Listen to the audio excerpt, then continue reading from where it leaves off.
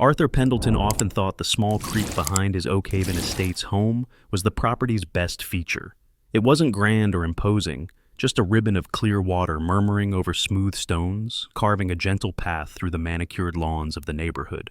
For Arthur, a hydraulic engineer whose days were spent analyzing the complex, often chaotic flow of water through urban systems, this simple, predictable stream was a balm. After long hours spent wrestling with blueprints and pressure calculations, he'd sit on his weathered Adirondack chair, listening to the water's gentle song, feeling the tension seep out of him like groundwater, finding its level. His backyard wasn't large, but the creek gave it a sense of depth, a touch of wildness amidst the suburban order. Sunlight filtered through the leaves of the mature oak that leaned protectively over the bank, dappling the water in shifting patterns. Dragonflies, iridescent jewels on wings, darted above the surface, and occasionally a small turtle might be seen sunning itself on a flat rock midstream. It was a tiny ecosystem, a private sanctuary where the noise of the nearby city felt miles away. This afternoon, like many others, the cheerful shouts of the Vance children, Leo and Mia, drifted over from next door. Arthur smiled faintly as they appeared at the edge of his property line, peering towards the creek with the hopeful intensity only children possess. "Mr. Pendleton, can we look for crayfish again?" Mia called out, her small bucket already swinging expectantly. "Of course," Arthur replied, his voice calm and even. "You know the rules, careful on the stones, and put them back where you found them." He watched as they navigated the familiar moss-slicked rocks with practiced ease. The water barely reached their ankles, shallow and clear enough to see the sandy bottom. There was a comfortable routine to it, these visits from the neighborhood kids who saw the creek, not as a hazard, but as a place of endless small discoveries. Little did Arthur know the quiet rhythm of his sanctuary, like the steady flow of the creek itself, was about to face an unforeseen obstruction. The peaceful scene felt permanent, yet change was already gathering upstream, silent and unseen. The first tremor in Arthur Pendleton's peaceful world arrived not as a sound, but as a piece of crisp, expensive-feeling stationery, delivered with the afternoon mail. The return address bore the newly formed Oak Haven Estates Homeowners Association logo, embossed in a severe gold font. He slit the envelope open with a frown. Inside, a formal letter announced the commencement of active enforcement of community bylaws, referencing vague statutes regarding property maintenance and unapproved landscape features presenting potential liability issues. Arthur reread it, a knot of unease tightening in his stomach. It felt impersonal, yet vaguely pointed. He set it aside, determined not to let bureaucratic jargon disrupt his evening calm. That resolve lasted precisely 2 days. Late Saturday morning, as Arthur pruned a rosebush near his patio, a sleek dark sedan pulled silently to the curb. A woman emerged dressed in a tailored linen suit, the color of pale stone, her posture ramrod straight, her blonde hair pulled back in a severe chignon. She moved across his lawn with an air of proprietary inspection, stopping a few feet from him. "Mr. Pendleton." Her voice was clear and carried an edge of cool authority. "I'm Serafina Thorne, president of the Oak Haven Estates, HOA. She didn't offer a handshake, her eyes already scanning past him towards the creek. "Yes." Arthur straightened up, wiping soil from his hands onto his jeans. "We're conducting initial property reviews following the enforcement notice." She stated, her gaze fixed on the stream. "This water feature, it's not documented in the original plot plans, and it represents a significant deviation from approved landscaping, not to mention a clear safety concern." Arthur felt a surge of disbelief, quickly followed by irritation. "That's not a feature, Mrs. Thorne. It's a natural creek. It was here long before my house, long before any of these houses." Serafina gave a small, dismissive flick of her wrist. "Natural or not, its presence on your property constitutes an unapproved element under Section 14B of the bylaws. All water elements require specific board approval and mandated safety fencing due to liability." Her tone was final, as if explaining something simple to a child. "Liability. It's barely 6 inches deep," Arthur countered, gesturing towards the gentle flow. "The neighborhood kids play here safely all the time." "That," Serafina said, her voice hardening slightly, "is precisely the issue: unsupervised access, potential accidents. The HOA has a duty to mitigate risk." Just then, the passenger door of the sedan opened, and a man in a sharp suit, Julian Thorne, stepped out. He leaned against the car, observing the exchange with a cool, unreadable expression, his presence a silent reinforcement of his wife's authority. Serafina didn't even glance his way. "You'll receive formal notification outlining the required remediation steps. Good day, Mr. Pendleton." She turned abruptly and walked back to the car, leaving Arthur standing amidst his roses, the peaceful morning air suddenly feeling heavy and contested. The Oakhaven Estates Community Center meeting room felt sterile under the fluorescent lights, the air thick with a mixture of confusion and nascent anxiety. Rows of folding chairs held residents, many murmuring uncertainly about this sudden activation of the long-dormant HOA. At the front table sat Serafina Thorne, radiating crisp authority, flanked by her husband Julian and two other board members Arthur didn't recognize. Serafina called the meeting to order with a sharp rap of a pen against the table. After brief introductions and procedural remarks, she steered the agenda towards property standards and risk mitigation. Her gaze swept the room before landing coolly on Arthur.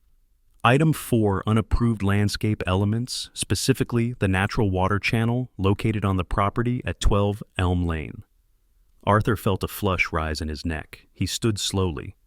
"Mrs. Thorne, as I explained, that's a natural creek, not a landscape element I installed." "Mr. Pendleton," Serafina countered, her voice smooth but unyielding. "Its origin is irrelevant under the bylaws. Its presence constitutes an undocumented water feature. Section 14B clearly states such features pose an inherent liability risk, particularly concerning unsupervised children." "But it's incredibly shallow," Arthur argued, trying to keep the frustration from his voice. "It poses no real danger, Eleanor. Your kids play there often." He looked towards Eleanor Vance, who sat a few rows back. Eleanor stood tentatively. "That's true, Serafina. My Leo and Mia love that creek. It's perfectly safe. They just catch minnows." "Thank you for your input, Mrs. Vance." Serafina cut her off, the politeness razor thin.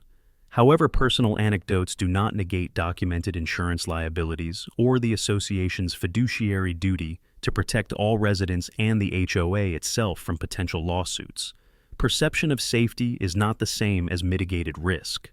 She turned back to Arthur, her expression hardening. "Therefore, the board requires remediation. You have two options: install board-approved safety fencing, minimum 6 feet high with self-locking gates, meeting all specifications outlined in Appendix C of the bylaws, or alternatively arrange for the complete filling and grading of the channel to eliminate the feature.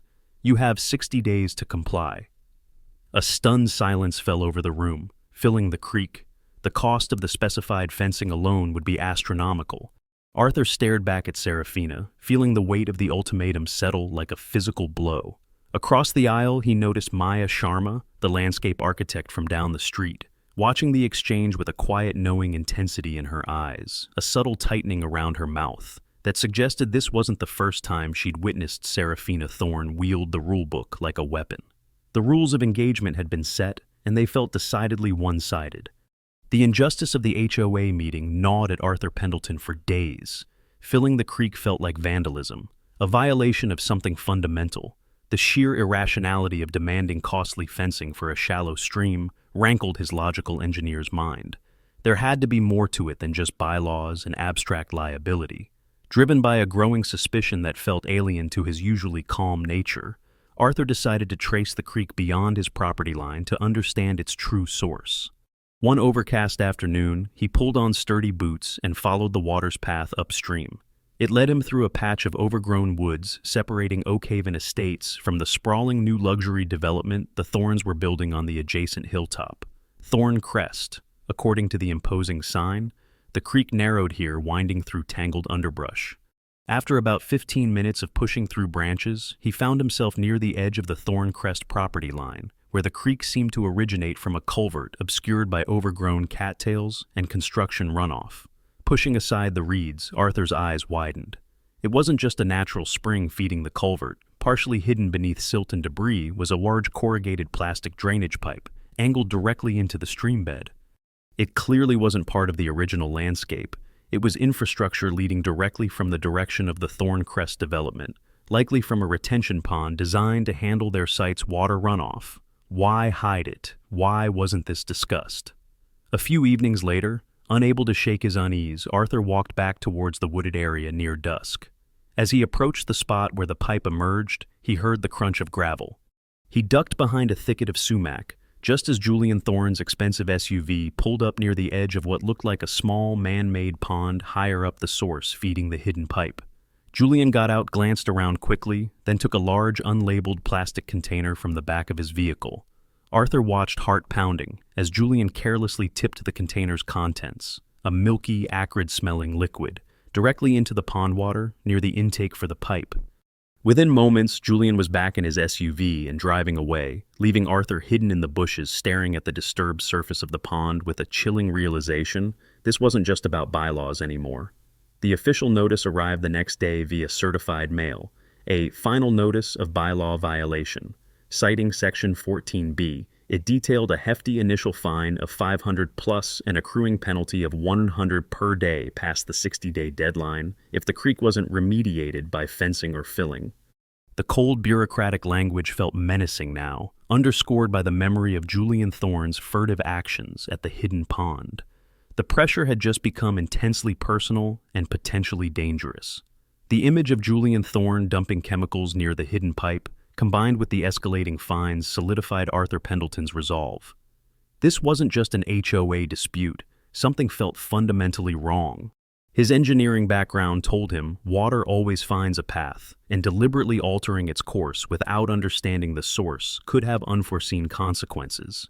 He needed facts, expert validation that went beyond subjective interpretations of bylaws. He scheduled a consultation with Dr. Elias Croft, a semi-retired environmental geologist whose work on local watershed management Arthur respected. Dr. Croft met Arthur at the creek bank, his weathered face thoughtful as he took soil samples and examined the flow. After listening intently to Arthur's account, including the discovery of the hidden pipe, Croft frowned. "This creek isn't just surface runoff, Mr. Pendleton," he stated, gesturing towards the Thorncrest development uphill.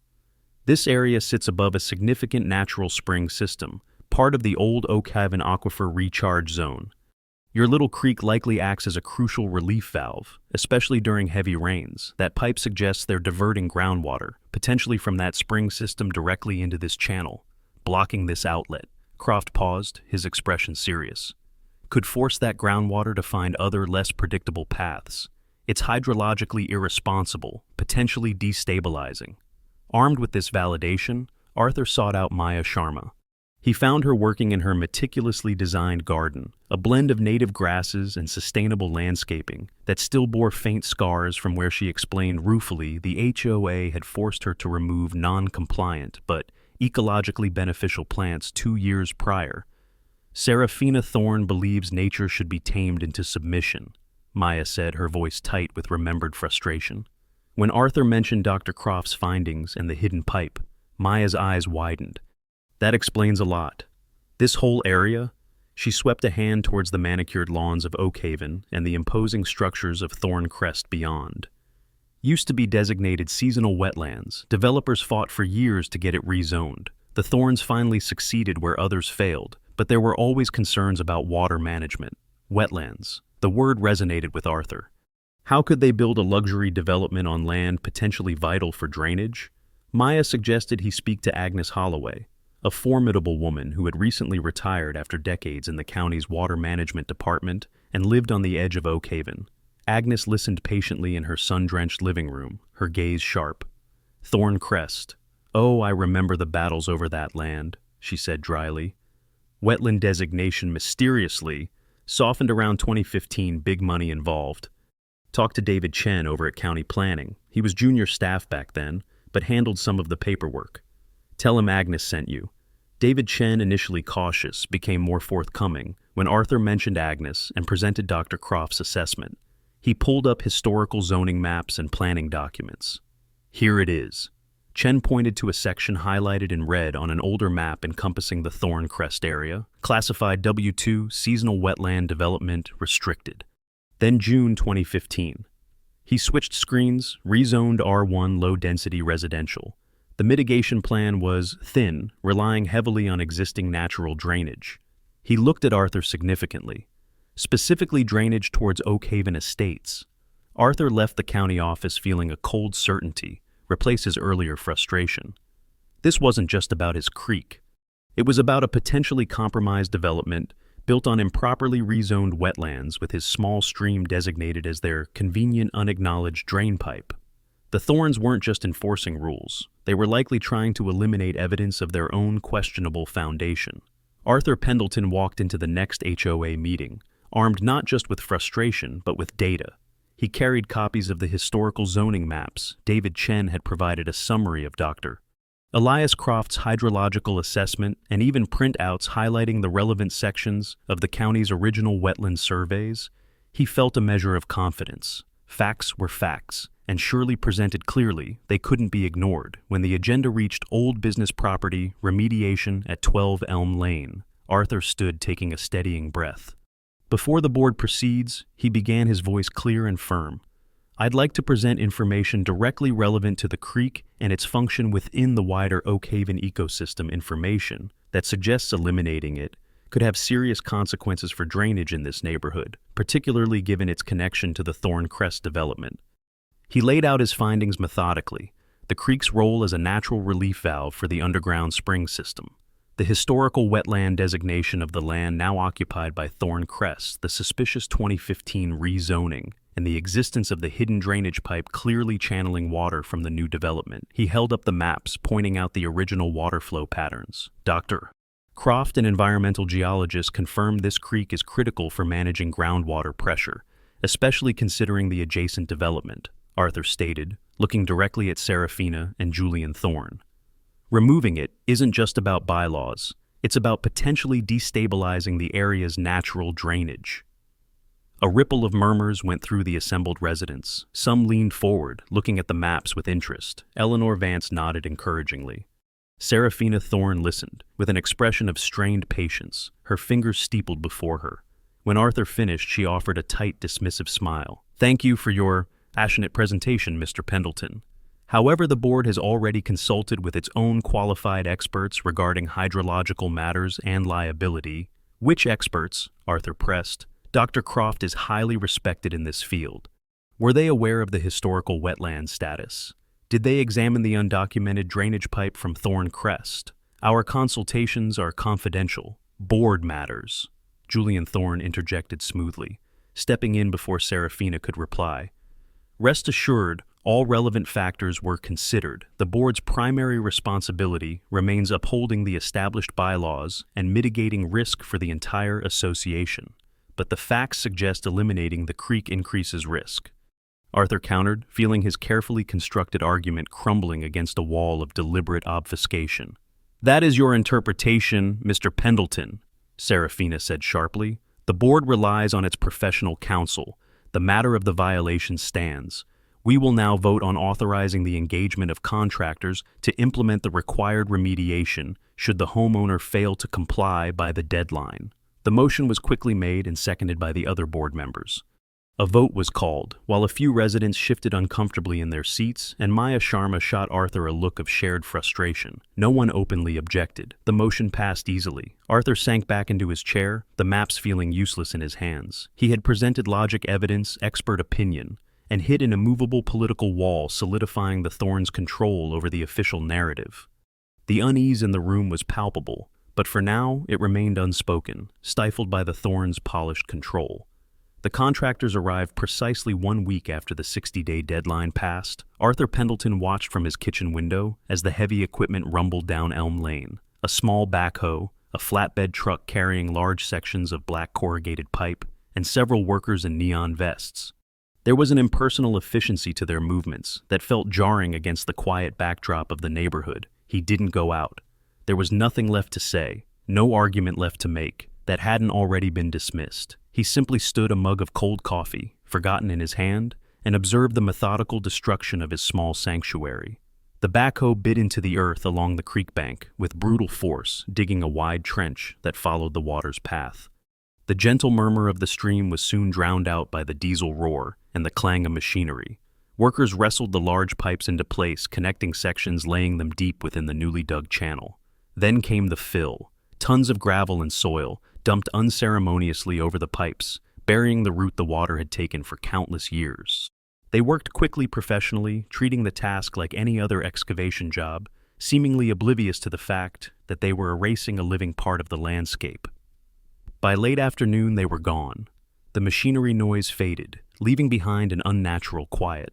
Arthur walked slowly out to his backyard. Where the clear flowing creek had been, there was now only a wide, raw scar of disturbed earth.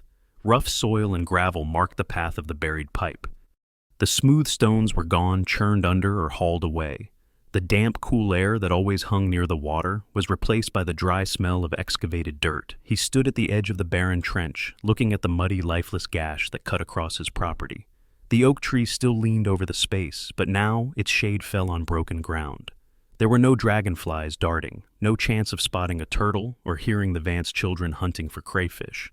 It felt like a violation, a profound loss that went deeper than just landscaping, his quiet haven. The place he came to find balance had been forcibly silenced, reduced to nothing more than a functional hidden drain. A deep sense of powerlessness washed over him, leaving him feeling hollowed out like the empty creek bed itself. Less than a week after the creek bed was filled, the skies opened. It wasn't just rain, it was a deluge, the kind of relentless driving storm that hadn't been seen in Oakhaven Estates for years. Thunder rattled the windows and rain hammered against the roof in solid sheets. Arthur Pendleton was jolted awake around 2 a.m., not by the storm itself, but by the insistent buzzing of his phone on the nightstand. A string of urgent texts lit up the screen. "Flooding up here. Anyone else seeing this?" Then a direct message from Maya Sharma. "Arthur, you need to see Thorn Crest. Now." A knot of grim anticipation formed in Arthur's stomach. He pulled on rain gear and boots, grabbing his phone. Outside, the rain was a blinding curtain, but the street in front of his house, while wet, showed no signs of unusual flooding. He met Maya near her driveway. She was already soaked, her face pale but resolute in the intermittent flashes of lightning. "It's not everywhere," she yelled over the roar of the storm. "It's concentrated up there." She pointed towards the Thorncrest development on the hill. They drove slowly up the winding road, the rain making visibility treacherous. As they rounded the corner onto the main avenue of Thorncrest, Arthur gasped. Water wasn't just flowing down the street, it was bubbling up. Gushing from storm drains that seemed overwhelmed, pooling deeply around the foundations of the new luxury homes, and most astonishingly seeping directly upwards from the meticulously manicured lawns like newly sprung muddy fountains. The carefully engineered drainage systems were failing spectacularly, working in reverse. They parked, watching the chaotic scene unfold. Homeowners in expensive pajamas splashed through ankle-deep water on their driveways, frantically trying to sweep water away from their doors with brooms, and there at the highest point near the Thorns' imposing residence, the situation was visibly worse. Water sheeted across their pristine lawn, turning it into a sodden marsh. Arthur saw Julian Thorne looking frantic and unrecognizable, without his usual smooth composure, trying desperately to clear a blocked drain near his garage. Arthur raised his phone, the screen slick with rain, and began recording. He methodically panned across the flooded street, zoomed in on the water, bubbling from the lawns, captured the panicked activity. He wasn't just a victim anymore. He was a witness documenting the undeniable consequence Dr. Croft's words echoed in his mind. Blocking this outlet could force that groundwater to find other, less predictable paths. Nature, denied its established route through his simple creek, had indeed found a new path. Directly beneath the foundations of those who had tried to bury it, dawn broke gray and heavy over Oakhaven Estates, revealing the storm's messy aftermath. While the standing water on the Thorncrest streets had mostly receded, muddy tide lines stained garage doors and foundations. Saturated lawns sagged, dotted with debris washed down from higher ground. But the true cost of the night's chaos became apparent not just on the hill, but in the homes bordering the newly buried creek path. Homes like the Vance's Arthur Pendleton found Eleanor Vance sitting numbly on her front steps amidst a heartbreaking tableau. Soaked cardboard boxes slumped on the lawn, their contents spilling out. Children's artwork blurred into muddy pulp photo albums, warped and stained, a handmade quilt dark with moisture. Dean, her husband, hauled load after load of ruined belongings from the basement door to the curb, his face grim. The air hung thick with the smell of damp earth and mildew. "The basement," Eleanor whispered, her eyes red-rimmed, looking up at Arthur as he approached cautiously. "It wasn't just seepage, Arthur. It came up through the floor drains like a spring." She gestured helplessly at a child's tricycle, its handlebars coated in mud. Leo's old rocking horse, my grandmother's linens. Mia keeps asking if the water monster is coming back. Arthur's heart ached for them. This wasn't just property damage. It was the violation of memories, the erosion of a child's sense of security. The insurance adjuster just left. Eleanor continued, her voice brittle. They won't cover it. Called it groundwater intrusion or surface water flooding in an unmapped flood zone. Said it's not covered under our standard policy. Similar stories began circulating throughout the neighborhood as the day wore on. At least a dozen homes, primarily those downstream from the buried creek and adjacent to the Thorncrest runoff path, had experienced significant basement flooding, and one by one homeowners received the same devastating news from their insurance companies, claim denied. The carefully worded denials, referencing unmapped zones and specific types of water intrusion, felt like a coordinated evasion. Fear quickly curdled into anger. Neighbors gathered in driveways, voices hushed at first, then rising in frustration. Why was the flooding so localized? Why were insurance companies suddenly using terms like unmapped flood zone in an established neighborhood? Slowly, hesitantly, attention started turning towards Arthur.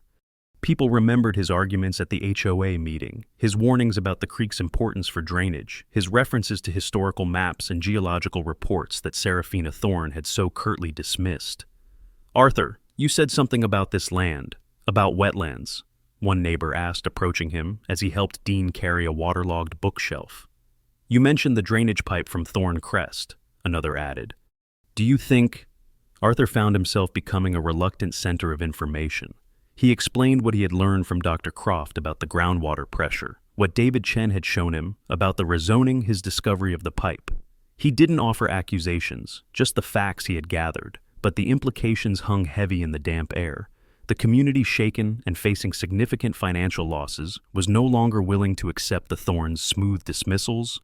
They needed answers, and Arthur, who had tried to warn them, now felt an unavoidable weight of responsibility to help them find the truth behind the devastation. The human cost of burying the creek was no longer abstract. It was sitting in sodden heaps on his neighbors' lawns. The chill Arthur felt wasn't just from the damp morning air 2 days after the flood. It was the icy spike of fear that shot through him when he walked out to his car. All 4 tires were flat slashed decisively down to the rims. Tucked under the driver's side, windshield wiper was a single folded piece of cheap notebook paper. His hand trembled slightly as he unfolded it. 4 words were crudely scrawled in block letters. "Mind your own business." He called the police, filed a report. The officer was professional, but offered little hope of finding the perpetrator. Standing by his disabled car, Arthur felt a profound sense of vulnerability mixed with a simmering anger. This wasn't just about bylaws or water anymore. It was intimidation, a clear message to silence him instead of frightening him into submission. However, the anonymous threat solidified something within him, a steely resolve. They wouldn't scare him off. That evening, Maya Sharma's living room was packed. Word had spread quickly. An informal gathering to discuss the flooding, the insurance denials, and what, if anything, could be done. The air crackled with shared frustration and anxiety. People perched on arms of chairs stood clustered in doorways, their faces etched with worry and simmering resentment. One by one, neighbors shared their stories. The irreplaceable items lost, the condescending dismissals from insurance agents, the staggering quotes for basement repairs, even recounting past minor skirmishes with Serafina Thorne over trivial violations that now seemed part of a larger pattern of control. When everyone who wanted to speak had finished, all eyes turned to Arthur. Maya gave him an encouraging nod. Taking a deep breath, Arthur stood and began laying out everything he had discovered, systematically connecting the dots for his neighbors. He spoke about Dr. Croft's geological assessment, the creek's vital role, the historical wetland designation, revealed by David Chen, the suspiciously timed rezoning benefiting Thorncrest. He described the hidden drainage pipe leading directly from their development and cautiously recounted witnessing Julian Thorne dumping unknown chemicals near its source pond just days before the creek was buried. He spread out the maps on Maya's coffee table, showing the original water paths, the location of the pipe, the areas most affected by the recent flooding. They didn't just divert a creek, Arthur concluded, his voice quiet but firm. They blocked a critical natural drainage system for their own convenience, likely to hide problems with their development built on improperly mitigated wetlands. And now the groundwater has nowhere to go but into our homes. A heavy silence followed, broken finally by Dean Vance. "So, what do we do? The HOA won't listen. The insurance won't pay. Filing lawsuits could take years and cost a fortune." "We can't just sit here," Maya stated, her voice ringing with conviction. "If the official channels are blocked, maybe we need to help nature along its original path." An idea sparked in the room, passed around in murmurs that grew into determined whispers. Arthur pointed to specific spots on the old watershed maps he'd printed, locations where smaller natural drainage channels used to exist before being filled or obstructed during Oak Haven's original development. Decades ago, channels that could potentially alleviate the pressure if cleared. "We could do it ourselves," someone suggested, discreetly, like a community cleanup project, or gardening. The plan began to take shape, risky but empowering. They would call themselves the Watershed Warriors. Over the coming weekend, under the guise of neighborhood beautification, teams would discreetly work to clear those old forgotten drainage points Arthur had identified, hoping to restore some semblance of the land's natural water flow before the next inevitable rainstorm. Arthur found himself nodding along, answering technical questions, sketching diagrams on a napkin. He hadn't sought leadership, but looking around at the determined faces, he knew he had a responsibility to guide this nascent rebellion. Armed with his knowledge and maps, the whispers had become a plan. The fear was transforming into purposeful action. Saturday morning dawned cool and bright, perfect weather for neighborhood beautification. Armed with shovels, rakes, wheelbarrows, and Arthur Pendleton's carefully marked maps, small groups of Oak Haven Estates residents fanned out across the common areas and volunteered sections of their own yards. To any casual observer, it looked like an organized, if unusually enthusiastic, spring cleanup. But the Watershed Warriors were focused on specific, often overlooked spots: culverts choked with years of leaf litter, shallow depressions near the old creek path filled with compacted soil, overgrown ditches along property lines that corresponded to the lines on Arthur's historical watershed maps. Arthur moved between the groups, offering quiet guidance based on his hydraulic knowledge. "Here," he'd say, pointing to a barely perceptible swale near the Vance's damaged property. "If we clear this slight channel down towards the storm drain on the street, it should help relieve some pressure if the ground gets saturated again." They worked with a quiet intensity, a shared purpose humming beneath the cheerful facade of community gardening. Dean Vance attacked a clogged ditch with fierce energy. Eleanor cleared debris with methodical determination. Maya Sharma expertly identified invasive roots blocking a crucial drainage point. Even neighbors whose homes hadn't flooded pitched in, fueled by resentment over past HOA dealings, or simply by a sense of solidarity. Around mid-afternoon, just as one team near the community center uncovered a surprisingly large old drainage pipe, completely blocked with construction debris, likely left over from Oak Haven's original build decades ago, Serafina Thorne's dark sedan arrived, braking sharply at the edge of the common area. She emerged, her face a mask of controlled fury, eyes sweeping over the scattered groups of working residents. "What is the meaning of this?" she demanded, her voice sharp enough to cut through the afternoon air. She marched directly towards Arthur, who was examining the newly cleared pipe. "This is unauthorized excavation. You are altering designated common areas. This is vandalism." Arthur straightened up slowly, deliberately, wiping mud from his hands onto his work pants. He met her furious gaze calmly. "Actually, Serafina," he began, his voice even, "we're performing necessary maintenance on community drainage systems. Section 8, subsection D of the HOA bylaws, I believe." He pulled a slightly muddy laminated copy of the relevant page from his back pocket. "It clearly states homeowners are permitted, even encouraged, to perform maintenance on drainage ways adjacent to their properties to preserve property values and prevent water damage." He gestured towards the growing pile of excavated muck and debris. "Seems like this area was long overdue for maintenance that directly impacts multiple properties." Serafina sputtered, momentarily speechless. This is not maintenance. This is a coordinated effort to undermine..." "Undermine what?" Serafina, Maya Sharma, stepped forward, shovel in hand, flanked by several other determined-looking residents who had stopped working to watch the confrontation. "Preventing our basements from flooding again, ensuring the drainage systems the original developers installed actually function." More neighbors were drifting over now, drawn by the confrontation, forming a silent, watchful semicircle around Serafina. Her usual aura of unshakable authority, seemed to falter, faced not with one defiant homeowner, but with a united front. Just then Julian Thorne arrived, having parked down the street. He quickly assessed the scene. His wife isolated, surrounded by determined residents, Arthur calmly holding the HOA's own rules like a shield. Julian took Serafina firmly by the arm. "Serafina," he murmured urgently, his eyes darting nervously at the crowd. "Let's discuss this later. This isn't the time or place."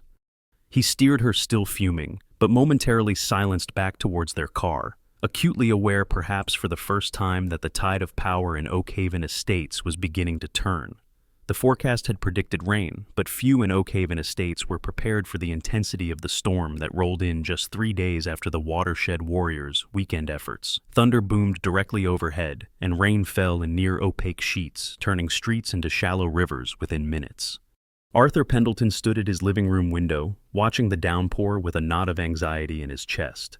Had their efforts been enough, or had they inadvertently made things worse? His phone buzzed. It was Maya. "Seeing anything down your way?" he typed back quickly. "Street drain is handling it. No backup like last time. How about by you?" Maya's reply came moments later. "Same. The old ditch we cleared behind the Jensens is flowing fast, taking a lot of the runoff, it seems. Better check uphill." Arthur pulled on his boots and raincoat again, stepping out into the deluge. He walked cautiously towards the edge of his property, peering up the slope towards Thorn Crest. Even through the driving rain, he could see a difference. The water wasn't pooling and bubbling up randomly across the lawns up there as it had before. Instead, much of the runoff seemed to be finding more defined paths, channeling through the swales and ditches the Warriors had cleared, heading towards the storm drains that now seemed better able to cope. But not all of it. A significant portion of the water sheeting off the highest parts of Thorn Crest, combined with the relentless pressure from the underground spring system, denied its outlet through his buried creek, was now converging, following the land's natural contours that led directly towards the lowest point of the immediate area, the expansive, meticulously landscaped backyard of Serafina and Julian Thorne. He walked further up the street, joining a small cluster of neighbors who had emerged, umbrellas useless against the downpour, all staring silently uphill. What they saw was astonishing. The Thorns' perfect lawn, usually a carpet of emerald green, was submerged. Water pooled several inches deep across the entire expanse, turning flower beds into muddy islands. At the lowest point near the back patio, pinned with expensive flagstones, a significant body of murky water had formed, a churning muddy pond, where just days ago there had been flawless turf. It swirled with lawn debris and displaced mulch, nature reclaiming the space with brutal indifference.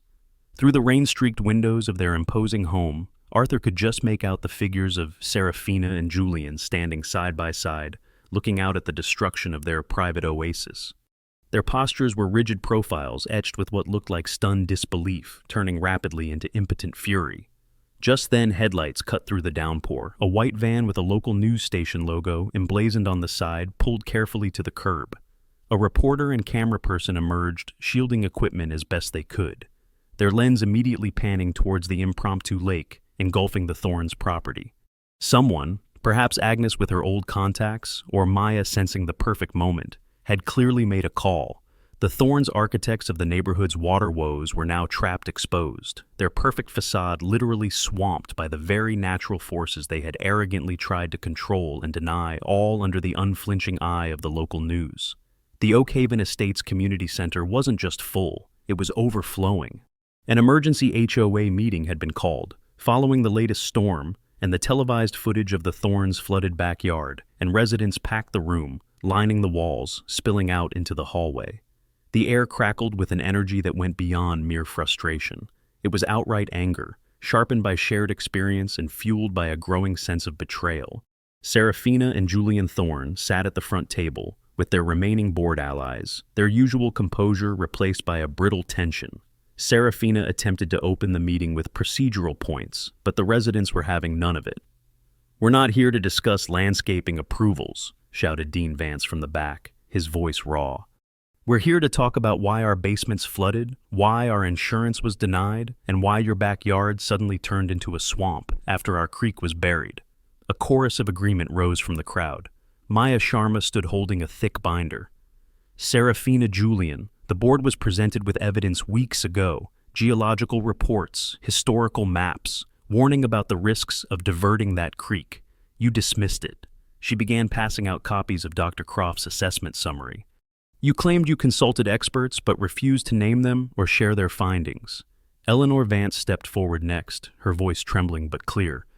My children are afraid to sleep in their own rooms. We've lost precious family heirlooms, and we're facing thousands in repairs. Our insurance won't cover because this area is suddenly an unmapped flood zone. Who decided that, and when? Another resident stood waving a letter. My insurance company just sent this. They're considering joining a class action lawsuit against the HOA for knowingly creating hazardous conditions by altering established drainage patterns against expert advice. The room erupted, accusations flew, questions were shouted. Julian Thorne tried to regain control, speaking smoothly about unforeseen weather events and promising further investigation, but his words were drowned out. Serafina sat ramrod straight, her face pale, her knuckles white where she gripped the table edge. Then Arthur Pendleton walked calmly to the front, connecting his laptop to the projector borrowed from the library. The room quieted expectantly. There's one more piece of information the board seems to have overlooked, or perhaps ignored, he said. His voice steady, the first image projected onto the screen was the 2014 county survey map David Chen had shown him, clearly marking the Thorn Crest area as protected seasonal wetland. The next slide showed the 2015 rezoning document, followed by the approved Thorn Crest site plan, with its thin water mitigation strategy, relying on Oak Haven drainage. And this, Arthur clicked to the final slide, is the original building permit application for Thorn Crest Estates filed by Thorn Development. According to county records, it appears this development proceeded without fully satisfying the mandated environmental impact studies required for building on or adjacent to designated wetlands, specifically regarding downstream water displacement. He let the weight of the words sink in. It seems the effort to eliminate the creek wasn't just about HOA bylaws. It may have been about eliminating a crucial piece of evidence pointing to the fundamentally flawed and potentially illegal foundation of the Thorn Crest development itself.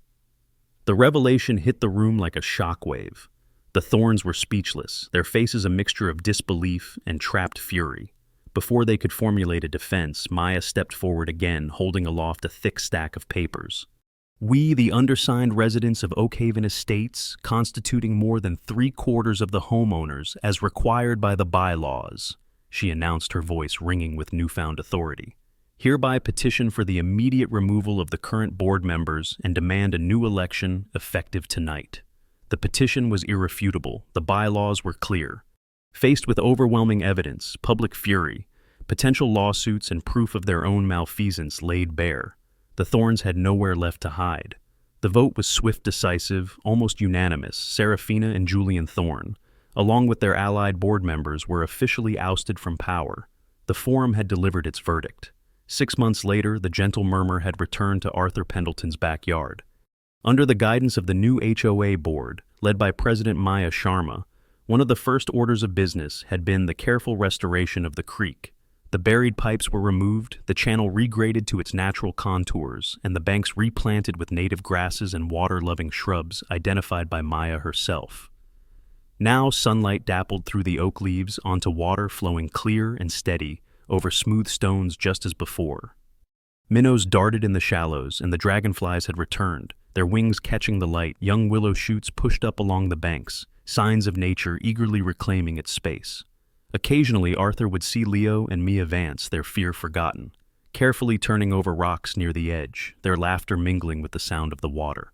The whole neighborhood seemed to breathe a little easier, the shared ordeal having forged stronger, more communicative bonds between residents. The imposing Thorn residence on the hill stood empty for a while, a stark reminder of the previous conflict before finally being sold, at a significant loss, rumor had it, to a family passionate about sustainable living.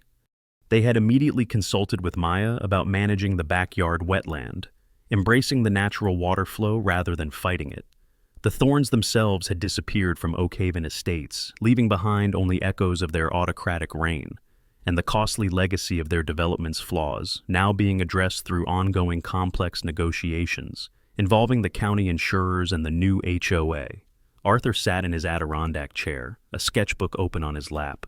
He wasn't sketching complex hydraulic systems for the city anymore, but rather the simple, elegant curves of water flowing around rocks, the patterns of ripples in a shallow pool.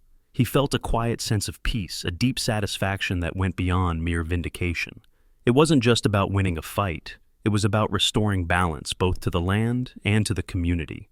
He had learned that even the quietest voice, armed with facts and perseverance, could make a difference, and that sometimes the most powerful force for change wasn't a rulebook, but the undeniable truth of nature, seeking its own level. He closed his eyes, listening to the gentle burble of the creek, a sound that now represented not just personal sanctuary, but resilience, community, and the quiet triumph of letting things flow as they were always meant to. Life often presents obstacles, baffling rules, or dismissive authority figures. Arthur Pendleton's journey offers potent wisdom for navigating these challenges. Firstly, trust your intuition when something feels fundamentally wrong, but always anchor that feeling by diligently seeking the facts and evidence. Don't be deterred by initial setbacks. Quiet persistence armed with truth can eventually dismantle walls of opposition. Like Arthur using his engineering skills, leverage your unique knowledge and perspective. Remember that your voice matters, even if speaking up feels unnatural. Find the courage to present your case logically. Crucially, recognize the immense strength in unity. Connect with others facing similar struggles. Collective action and shared knowledge, as seen with the watershed warriors, often achieve breakthroughs individuals cannot manage alone. This story also highlights that ignoring fundamental truths or natural consequences inevitably leads to a reckoning. Understand the systems you operate within, use them when possible, but don't be afraid to think creatively and ethically to find solutions when faced with injustice or bureaucratic walls.